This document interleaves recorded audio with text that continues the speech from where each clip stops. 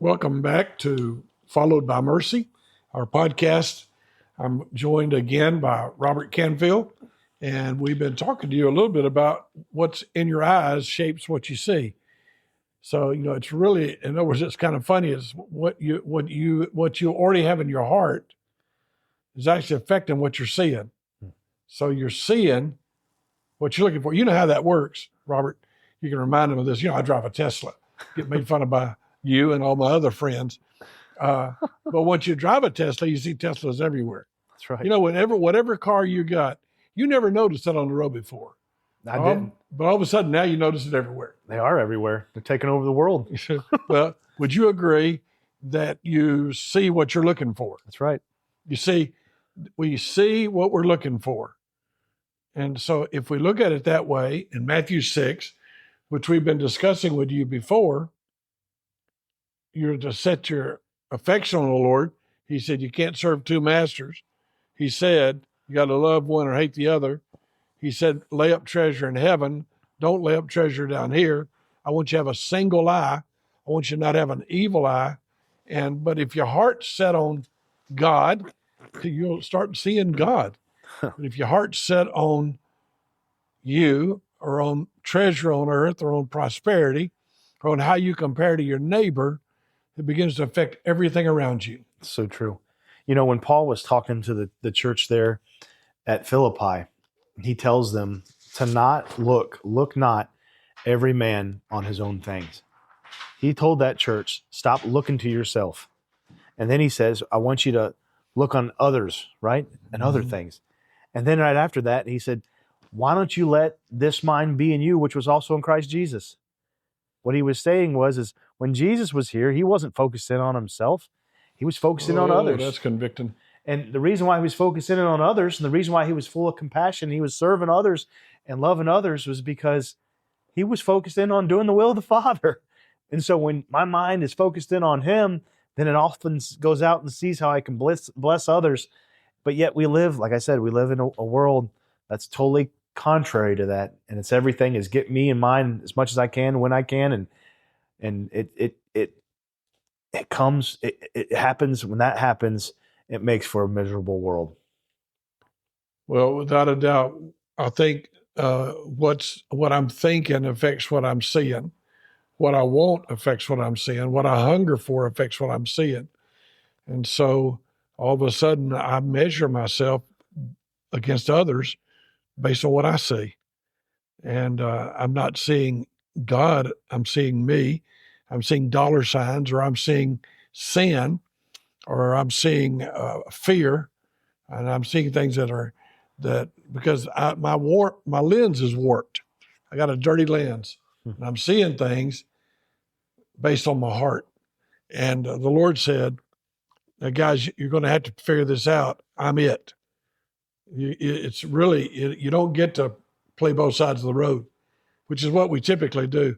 We want to give God on Sunday morning, and maybe for real good Christians, we want to give him a few minutes every day reading the Bible, but I got to live a regular life. But they do that. And what you said, like what you're thinking is what you're seeing. And I think a lot of times people don't really want to think about God is because they think he's a mean, evil, wicked God. Not evil, not wicked, but like he's just up there to get his and his. He's the boss. He's the boss. He's the judge. He's harsh. He'll break your legs. But that's so not true. And maybe that's why the people don't want to look at the good and gracious God they have.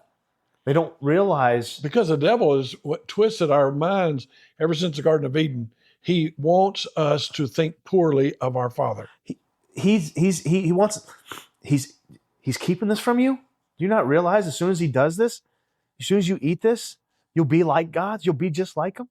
You don't realize he is, exactly what you just said. He has twisted the way we view the God of heaven, the one that created us, wants to spend time with us, the one that wants the best. He distorts the view of our Father. And maybe that's why, I don't know, maybe that's why a lot of Christians would rather look at other people, compare themselves, or they don't really want to spend time and think about the wonderful, good, gracious, amazing, kind God they have. But yet, time and time throughout the scriptures, we're told to look to Jesus, to look to him. We sing about it, but we don't think about it. To be honest with you, we sing more about a sweet God than we preach about a sweet God. we sing more about God loving us than we would. We don't preach that. Well, maybe it's because we have, like you said, that distorted view, and that's what we're focused on. And when we come to church, it's not this turn your eyes on Jesus and look full in his wonderful face. That's not. We're not thinking of a wonderful face. We're thinking of a wrathful, vengeful God that's going to chastise us for the wrong that we've done that week. Or we think of a God that just only wants to take from us.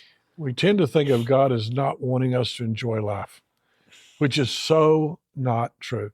Jesus said, I'm come that they might have life More abundant. and have it more abundantly. And Paul told Timothy, he said, God gives us richly all things to enjoy. So the Lord takes pleasure in us. He delights in us. You know, I think what you're just saying, those Israelites, after they had been given the law, they were told, was it 1 year out of 7, they were supposed to let their fields rest. Mm-hmm. And I was thinking about that, and that'd be a scary thing, wouldn't it? Like if my whole entire life,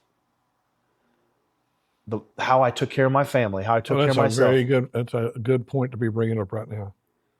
That I was not to work the fields and do the thing that was going to provide for me and mine. I can't trust on God. I can't trust God to take care of me. It is all about my scrambling and my struggling and my striving and my work. And to say, we have turned Christianity into come unto me and I'll make you work. Yeah. Come unto me and you can't have things. Come unto me and I won't take care of you. And that's totally the opposite of what the scriptures teach. Well, it's like we have this almost thing where we have to say this prayer or we think this thought that then we get to go to heaven, right? And then from there on, it's my strength and it's no longer trusting God. It's no longer a sweet time of like, I'll take care of you. You know what I mean? It is more like I've got to earn it. I've got to work for it. And it's just, I think it's a distorted view. I think we've distorted the view. I was thinking about that exact thought about the Israelites. They had an entire year where they're not supposed to be plowing and planting. They were supposed to give the ground. And he said, rest. though, he said, I'll make that last year's harvest enough to get you through. And they were supposed to say, that's enough, God. What you gave me is enough. And their eyes were supposed to be fixed on the giver and not the gift. But yet, you go back to what we talked about in the previous podcast, how you can't have two masters, right? And their master said, you got to focus in on me. And they're like, well, this other master, he's the one that really provides for me. And Jesus is like, that's not true at all. I think maybe when I think about what you're talking about here, can we, you remember the law of first mention?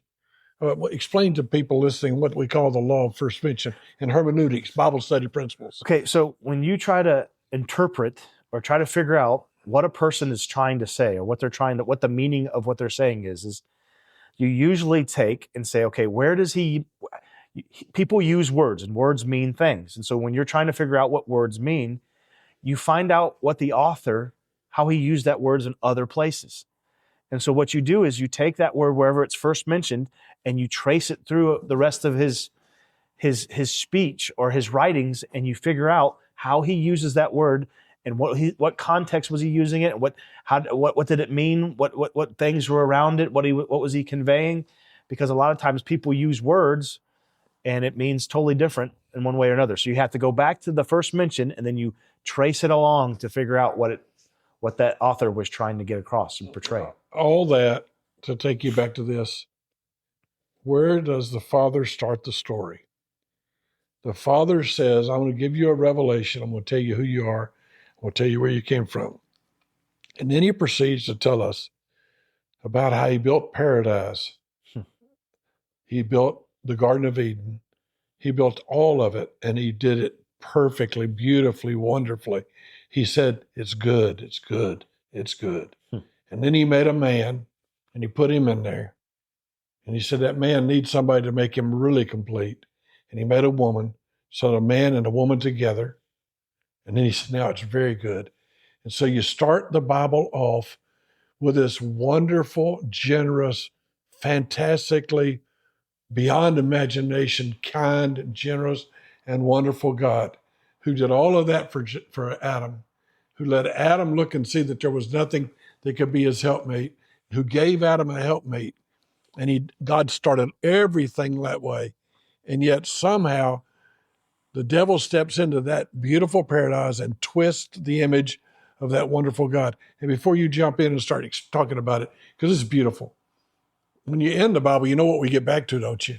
Him coming to us. We get back to another paradise. Yeah. We get back to he'll wipe away every tear, and there'll be no more. All that old stuff, he says, we'll forget it. We're going to forget all that. He's going to get rid of it. He said, I'm going to take you back to paradise, and I'm going to come I live with you.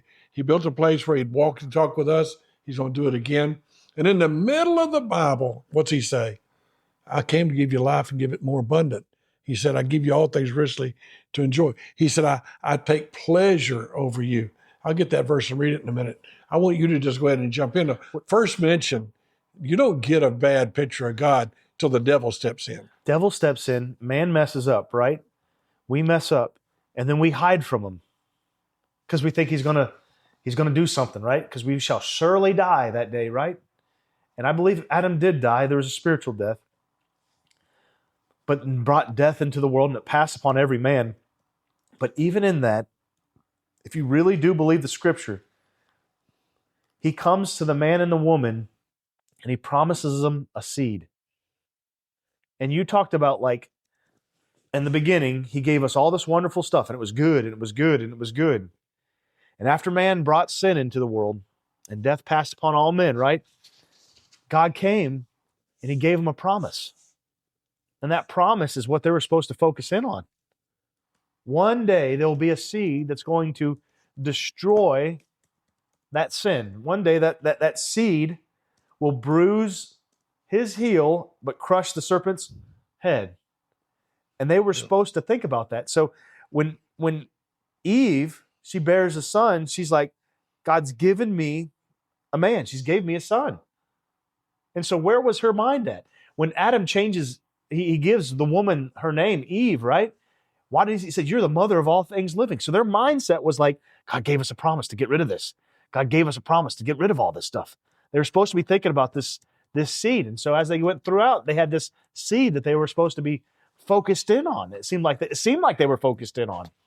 And so, and that we know that seed to be that one that crushed Satan's head, the one that destroyed sin and death, it was Jesus. And when we look to Jesus, everything falls into place. Everything. And it doesn't matter circumstances. It doesn't matter where we're at. When that single eye is focused in on Jesus, I'm not looking at other people and I'm not comparing myself with them. I'm not looking and see their failures and their faults. I don't have to put them down to make me look better. That's one of the problems. When you don't have a single eye, you got the evil eye, you're like, I measure myself by them. So I need to be able to put people down. Well, that shows that your focus isn't on who Jesus is and what he's done in your life. Because if I need validation from someone else, then I'm seeking for their approval. I'm seeking to get to make me feel good when the God of heaven already says, you're my elect, you're my chosen ones. And I'm like, why would you need anything else? I mean, what out there is greater than that knowing that I'm right with God, that he looks at me and when he sees me, he declares me righteous. He says, I'm perfect. I've kept the law in all ways. I mean, when I think on that, I mean, I don't know about you, that makes me just like say, oh, thank you. I love you. I want to serve you. What can we do today? What are you going to do through me today? I mean, it just changes your whole perspective in life. The evil eye that we're talking about comes from the whole beginning story. And I want to challenge you, if you're listening, I want you to think about this. Everything was perfect till the devil stepped in. And he said, God ain't as good as y'all say he is. He's keeping back from you. So God had built a paradise. He came down in the afternoons and walked with Adam. He loved Adam. He met Adam's needs, gave him everything. He said, y'all can have anything in this garden you want. Eat it, enjoy it, play with the animals, enjoy life. It's great. It's yours. Just take care of your garden. Only place I don't want you getting is that tree of knowledge of good and evil. And until now, all we got is a wonderful picture of God. And do you not realize that every time you have a negative view of God, you're following the guy who started all the complaining and started all the whining? Isn't that true? That's very true. And we go back to look at him. And so I was just looking for the verses. Let me read this to you. I don't know that you ever pay attention to these verses. Psalm 35:27 says, let them shout for joy and be glad that favor my righteous cause. Yea, let them continually. Let the Lord be magnified, which has pleasure in the prosperity of his servant. Did you know God has pleasure in the prosperity of his servant? In Psalm 147:11, it said, the Lord takes pleasure in them that fear him, them that worship him. In other words, and those that hope in mercy. And so there are two verses right there that make it very clear how much he loves you and how much he feels that way about you. And then he said to Jesus, this is my beloved son in whom I'm well pleased. And then Jesus prayed John 7:23 and said, let them figure out that that's exactly what I feel about them. And so from the very beginning, we have this wonderful Father. And so why do we have an evil eye? Why do we have an eye that is turned on God and turned away? It's because we've listened to the devil who said, God's not good, you need to do it. Why did Robert mention a while ago the 1 year of rest, 1 day of rest? You know what God was saying was, you can trust me. I don't want you struggling. I don't want you busting it. I want you enjoying what I made for you. And yet we've turned that into competition. I don't like you. And my evil eye makes me be critical of you. And now because my eye is on myself, I look at you negatively. I need to be able to put you down. I need to find fault with you. I need to remind you that you're not quite as good as me. Because if you were, then I wouldn't be anybody. Well, I don't know if it's been of any value to you today. We'll be back with some more. We'll look at the beam and the moat and some other things. But thank you for listening. Robert, you want to say any final words? I'll save that for the next one. All the stuff I'm thinking about that. Okay. Well, I'm looking forward to talking with you again. So share this with somebody and tell them to come be with us on the Followed by Mercy podcast. God bless you.